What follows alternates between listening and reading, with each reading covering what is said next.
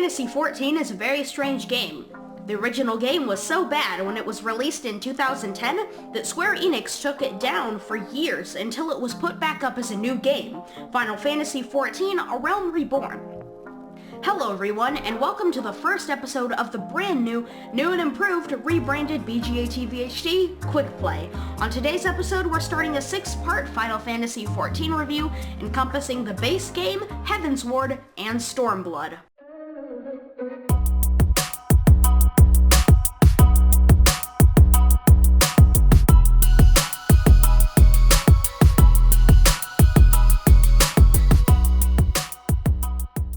Final Fantasy XIV was released in 2010, but it quickly became apparent that the game was not ready to be released. I've seen early gameplay of it, and boy, it's something. I mean, it looks kinda right for the time, but this was 1 year out from Uncharted 3, and that game looks fine today. Needless to say, the game was a complete disaster, and Square Enix did a very risky move.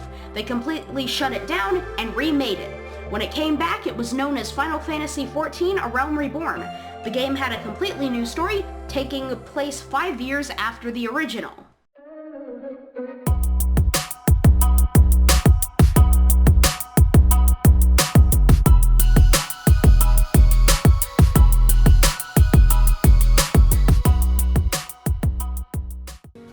For this segment, we'll be talking about the world and story, so let's start with the world. Thanalan is the starting area you'll go through if you pick either the Gladiator, Thaumaturge, or Pugilist starting classes. Ul'dah is the city in this area. This capitalist desert city has a bunch of problems, some of which you'll solve in the first 15 levels of quests in the area. Ul'dah feels the most like a proper city out of the 3 base game cities and has a circular feel to it, with the lower class being on the outer ring, while the higher society and the ruler, the Sultana, living higher up and closer to the center of the city.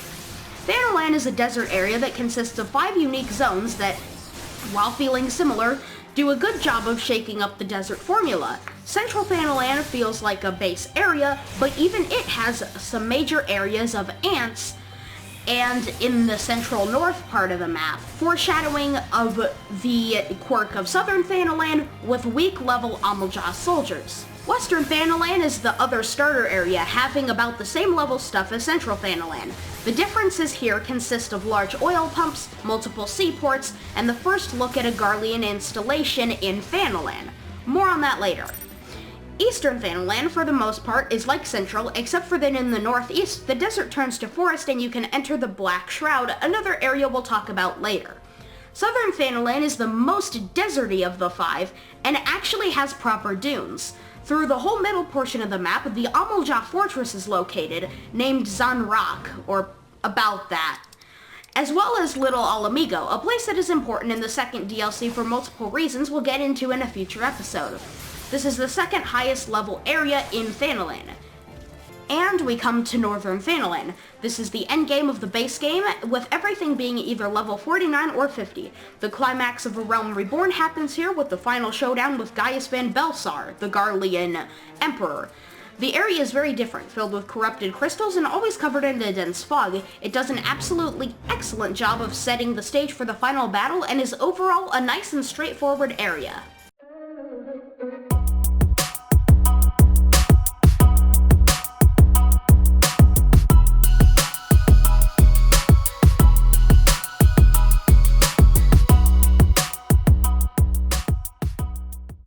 Lan Ousia is a region off the coast of Eorzea on the island of Vilbrand.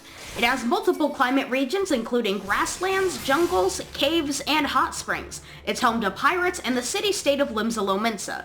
Limsa is a 2-tiered city that is my least favorite designed city, overall.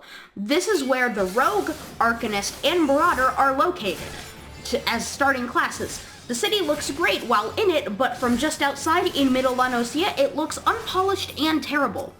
The beast tribes located here are the kobolds, the goblins, and the Sahagin.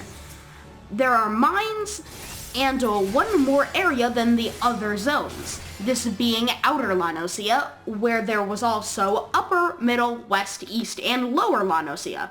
Whew, that's a lot. Each of them feel unique though, and some of the areas even have separate little islands that you can only get to by boat, like the Isles of Umbra. Overall, a nice island.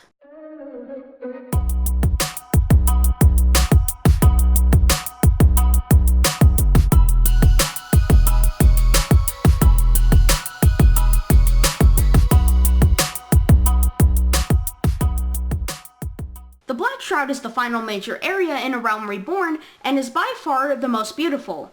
The forest city of Gridania is located here, and it houses the Lancer, Archer, and Conjurer classes.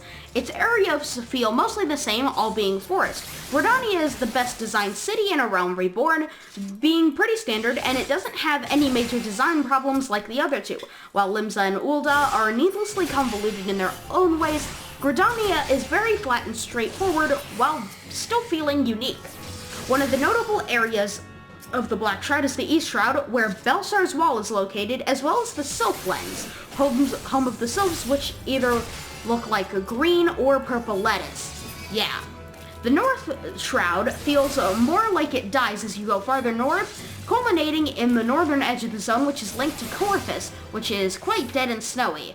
The Black Shroud also has some pretty interesting lore behind it, including the elementals in the lost city of Amdapor, to name a few pieces.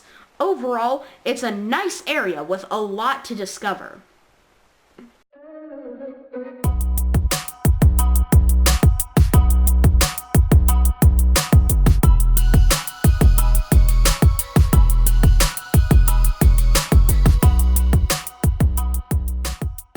Corvus is a snowy land, kept in eternal snow.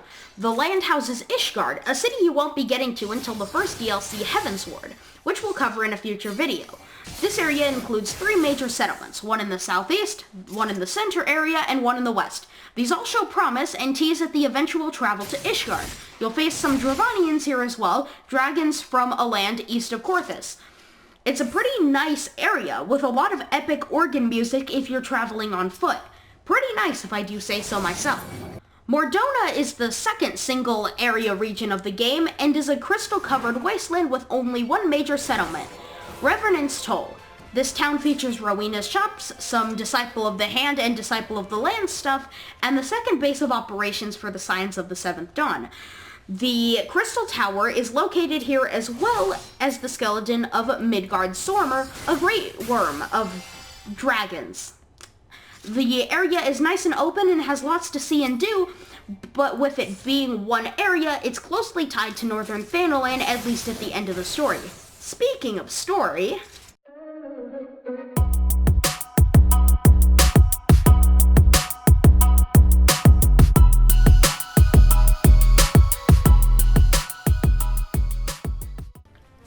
the story is so long I can't do a play-by-play like I'd be able to do with other games, so I'll do a brief rundown of what it's about. The game starts off with you, a lowly adventurer, traveling to one of the 3 cities. Once you get there, you get acquainted with the city and start to do some selfless work for the people of the city. Thancred, or some other member of the Scions of the Seventh Dawn, catches on to this and starts helping you, and eventually you leave the city you started in on a mission to deliver messages to the 3 military commanders of each city. When you do that, they all hold speeches and you go to all of them to pick whichever free company you want to join, or Grand Company. Along the way, you meet Alphanode and Alize, twins from the distant city of Charlian.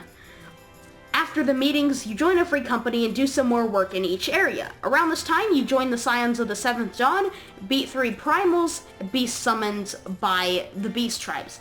You help Sid Garland regain his memory, and more stuff happens. Eventually, you get to the point where the Eorzean Alliance has had enough and actually does something about the Garlean Empire, a technologically advanced civilization from the distant continent of Ilsabard. They've been invading Eorzea for quite a while, since the fall of Alamigo. After a big battle, you kill the Emperor and purge the Asians, servants of the god Zodiark, from the land. For now. That's the story of the base game without going into all the post-game stuff. But it's also boring to me, I'm not going to cover it, so let's just talk some more about the characters.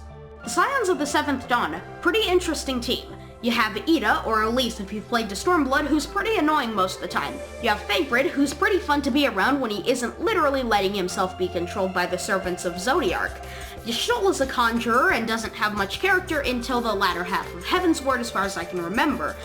And then there's Papa Limo. He's kind of like Lisa's best friend and is also pretty inconsequential. Finally, there's Minfilia, the leader of the Scions of the Seventh Dawn, and she's pretty annoying most of the time for one reason: her quest objectives.